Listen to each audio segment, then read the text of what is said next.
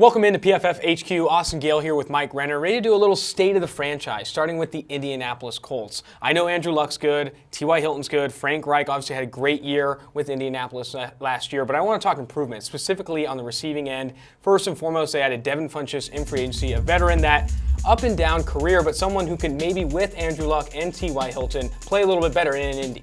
Yeah, I think that the receiving core is a big reason why I'd get excited about the Indianapolis Colts this upcoming season. You saw, the magic that Andrew Luck worked with T.Y. Hilton and a bunch of kind of guys just last year with him in that offense. I think adding someone like Devin Funchess, I mean, not spectacular, but again, he is a big body, good at contested catches, another threat in the red zone to add with, Eric Ebron, what we saw from him a season ago. I just think that he had something different that they didn't necessarily have last year. And the bigger one for me, not necessarily the bigger one, but the more impactful one to me, could be Campbell. What he can bring to that offense in terms of the screen threat, yards after the catch threat, just a sort of multi-purpose weapon that I know Frank Reich will use in a creative manner, I think is big for them, because last year Andrew Luck averaged only 5.2 yards per attempt on screens. That was 26th out of starting quarterbacks in the NFL. He didn't get a lot of free yardage there in the screen game.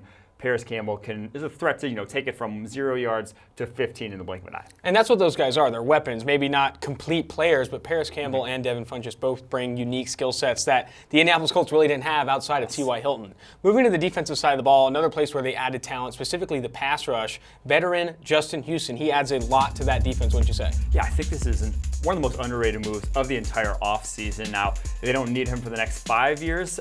He's not at the point in his career where he's a long-term option, but if you can just get him the level of play we saw from him back in 2018, where he had an 89.1 pass rushing grade, if you can get that from him this season, it is a massive, massive upgrade. That cannot be understated how big of an upgrade that will be for the Indianapolis Colts. Last year, Toure and his 67.3 pass rushing grade led all Indianapolis Colts edge defenders last season. So they just did not have much edge pressure to speak of. You have a guy now who can win one-on-one. You can confidently say he's going to win one-on-one on those third downs. And oh yeah, you have Toure and Tyquan Lewis going into year two. Guys developing. You have a lot of talent there in that edge group.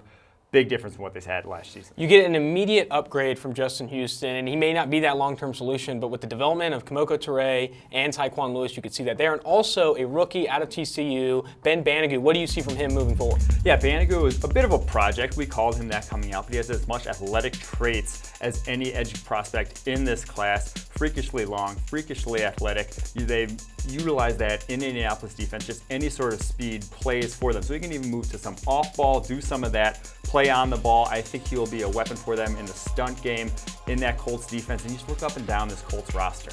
There's not really a place you can point to and say, here, they got worse here. They'll be worse there. After, going to the playoffs a season ago, there's no real, area where I'd say they're worse. They have only gotten better in a number of key areas, like we just said, wide receiver, edge rush, to where I'm thinking this team could be even better in 2019 than they were last season.